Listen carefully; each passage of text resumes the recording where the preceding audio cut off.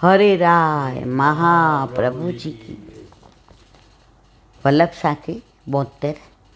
श्री वृंदावन बानिक बन्यो, कुंज कुंज अलिकेली, अरुजी श्याम तमालसो, मानो कंचन वेली। श्री वल्लभ मानो कंचन वेली। અહીંયા હરિરાયજી વૃંદાવનની શોભાનું વર્ણન કરે છે, અદ્ભુત શોભા.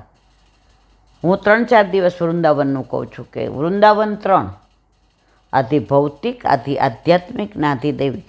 અત્યારનું વૃંદાવન આધિ ભૌતિક છે. તમે જો ઊભું રહેવાની જગ્યા નથી. તો વૃંદાવન બાનિક બન્યો.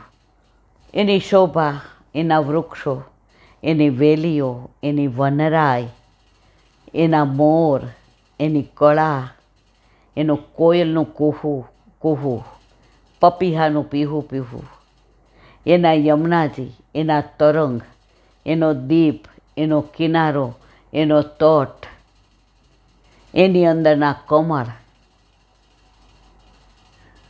વૃંદાવનનું એક એક રજ, એની સુંદરતા, એની પરાકાષ્ઠા, એની ચારુ. એક બેનનું નામ ચારુબેન, ચારુલતા. અમે નાના હતા ને એટલે અમને આ બધું બહુ, એટલે મેં કીધું આ તમારું નામ હું ચારુ ને ફારું ને. તેને મમ્મીએ સરસ કીધું, બેટા ચારુ એટલે એવું કોમળ, સુંદર, સરસ. એટલે ઠાકોરજીને ચારુલતા નામ બહુ ગમે. તો વૃંદાવનમાં ચારે બાજુ એવું કોમળ, સરસ. કુંજ કુંજ અલી કેલી. અને કુંજ કેવી? અલી એટલે ભમરા. ભમરો કોણ? ઠાકોરજી. કેલી કોણ કરે? ઠાકોરજી. કોની સાથે કરે? સામણીજી સાથે. એનું અનુસંધાન. અરુજી શ્યામ તમાલસો. હવે શ્યામ તમાલ કોણ? ઠાકોરજી. એને અરુજી એટલે વીટળાય કોણ? કંચન વેલી એટલે સામણીજી. કંચન જેવું શ્રીઅંગ કોનું? સામણીજીનું. અદ્ભુત બાગ બન્યો વૃંદાવન, એક કીર્તન છે. એક ધોળે છે, મને આવડતું નથી, એક બેને ગાયું. વૃંદાવન બાગ રળિયામણો રે, વૃંદાવન બાગ રળિયામણો રે, શોભા તે વરળીન જાય મારા વાલા, શોભા તે વરળીન જાય મારા વાલા. વૃંદાવન વૃક્ષ વૃક્ષ ને વેલી શોભતી રે, વૃક્ષ વૃક્ષ ને વેલી શોભતી રે, કંચન વેલી શ્યામ તમાલ મારા વાલા. કંચન વેલી શ્યામ તમાલને વળગે છે, એટલે સામણીજી અને ઠાકોરજી.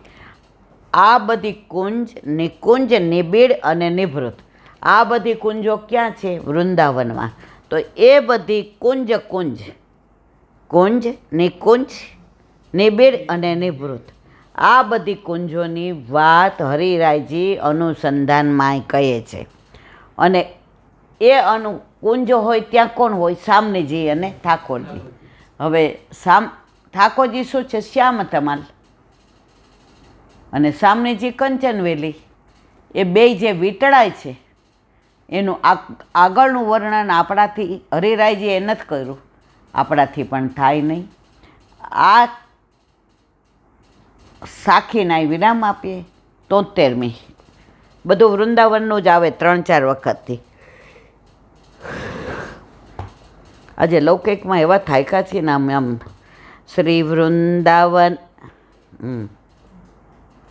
वृंदावन के वृक्ष को मरम न जाने कोई, एक पात के सुमीर के आप चत्रभुज होय श्री वल्लभ आप ચત્રભુજ હોય. 73મી એનું વર્ણન પછી. હરિરાય વાંતાવલી.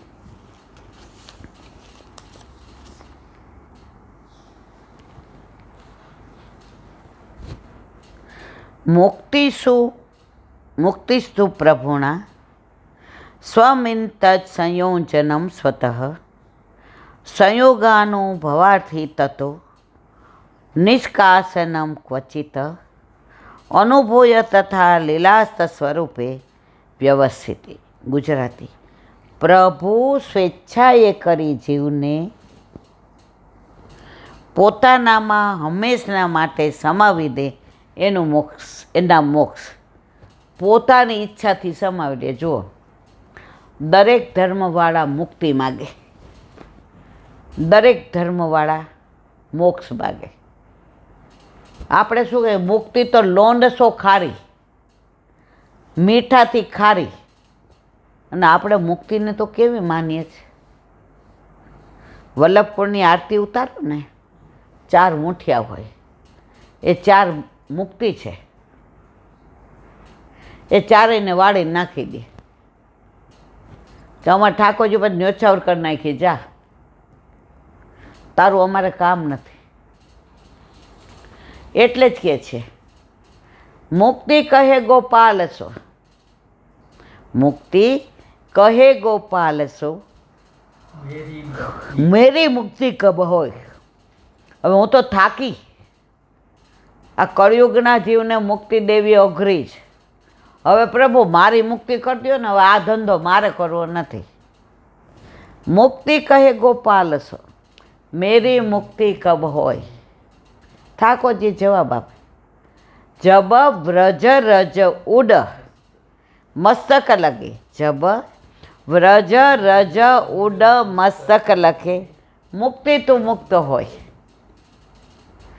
તો આયા પ્રભુ પોતાની સ્વેચ્છાએ મોક્ષ આપે છે. આપણને તો મોક્ષ જોઈતો જ નથી.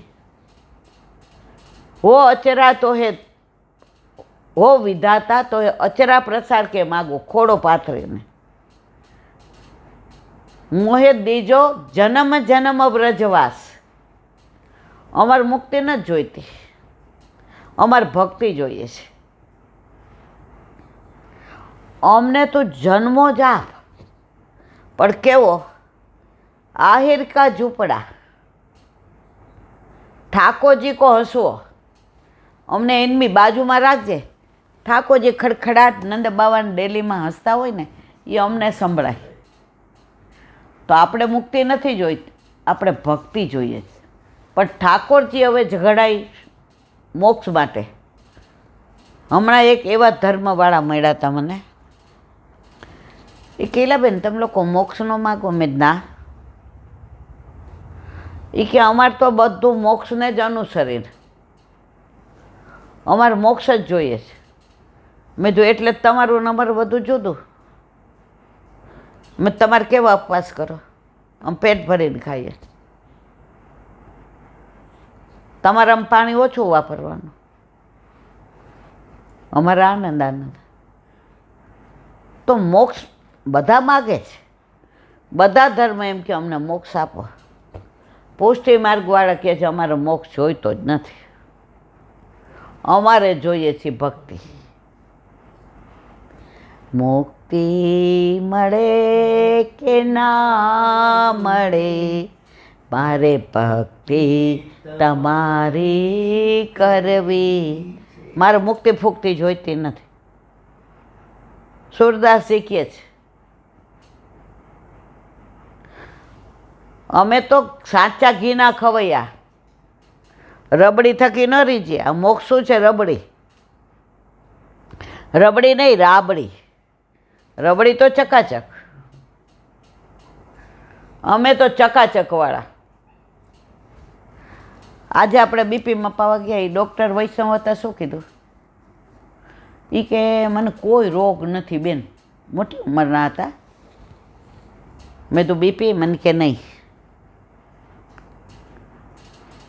મને કે આવી રીતે મારે ત્યાં એક છોકરો આવ્યો હતો, કાલ તો ભારે થઈ. મેં મારા વાલા શું થયું બાપા? એ કે 6.5 પોટેશિયમ થઈ ગયું, લીલામાં પહોંચી ગયો. મેં મારે 7.5 હતું. હે તમે ડૉક્ટર? મેં કીધું હા. મને આઈસીયુમાં દાખલ કરી, ઠાકોરજીએ સારું કરી દીધું. પણ તમને સોડિયમ નહીં ઘટી ગયું. મેં તો સોડિયમ 109 થઈ. મને કે જીવો જ નહીં. મેં તો ભૂત થોડું જ. તમે હતા જ ને મારી ભેગા, હમણાં જ અહીંયા લૌકિકમાં કરીને 8 વાગે મપાવીને આવ્યા. તો આ બચાવવાવાળો કોણ? હે આપણને ખબર હતી. મહિનાથી ના દવા કરતા હતા. પાઇલ્સની કરીએ ને, લોહી બંધ થવાની કરીએ ને, ચક્કરની કરીએ ને, વર્ટિગોની કરીએ ને. સ્વપ્ને ખ્યાલ હતો કે આપણને આટલું બધું પોટેશિયમ વધી ગયું. ના, આ કોણે બચાવ્યા? તો આ એની સ્વેચ્છાથી બધું કરે છે. આપણે કીધું પણ ખબર જ નહોતી કે આમાં મરી જવાય. 7:30 થઈ ગયું, રિપોર્ટ આવ્યા. આકાશ કે મમ્મી બતાવ્યા છે રિપોર્ટ અત્યારે? મેં ના ભાઈ ના આવે. એ પાછા હોસ્પિટલવાળા એ જ ધંધો કરે, આપણને દાખલ કરવા. વળી એને સદબુદ્ધિ હોજી હતી, એના ફ્રેન્ડને મોકલા. એ કે પેલા ફૂલ મૂકી દે અને 108ને બોલાવ, લઈ જા મમ્મીને. એ મમ્મી તો મારી યાર વાત, એ તો બંધ થઈ જાય ને ભાઈ, લઈ જા ને. આ કોણ લઈ જવાવાળો? કોણ આઈસીયુમાં દાખલ કરો? ડૉક્ટરો બધા નિમિત્ત. બાકી કર્યું મારા માથે બિરાજતા મારા ઠાકોરજીએ. તો પ્રભુ સ્વેચ્છાએ કરી જીવને પોતાનામાં હંમેશા માટે સમાવી દે, એનું નામ મોક્ષ. તમને તરસ લાગી હોય ને પાણીમાં પડો, તરસ બુજાય? પણ તમને તરસ લાગી હોય, કિનારે બેઠા બેઠા યમુનાજીનું જળ પીતા જાઓ અને યમુનાજીના દર્શન કરતા જાઓ, કેવો સંતોષ થાય. તો આપણે બધા એ વાળા છીએ, પડવાવાળા નથી. આપણે તરવાવાળા છીએ. કોઈક વાર સંયોગ રસનો અનુભવ કરાવવા પ્રભુએ જીવને બહાર કાઢે પણ ખરા, પરંતુ એ લીલાનો અનુભવ કરાવી પાછા અંદર સમાવી દઈએ. એને એ કે ભાઈ તારે આટલું જ. આપણે તો કહીએ અમારે અંદરે નહીં જવું ને બહારે નહીં જવું, અમારે તું બહાર, અમારે મંદિરમાં, અમે બહારના બહાર, તોય તારે અમને પ્રેમ કરવાનો. અમને આવડે કે ન આવડે?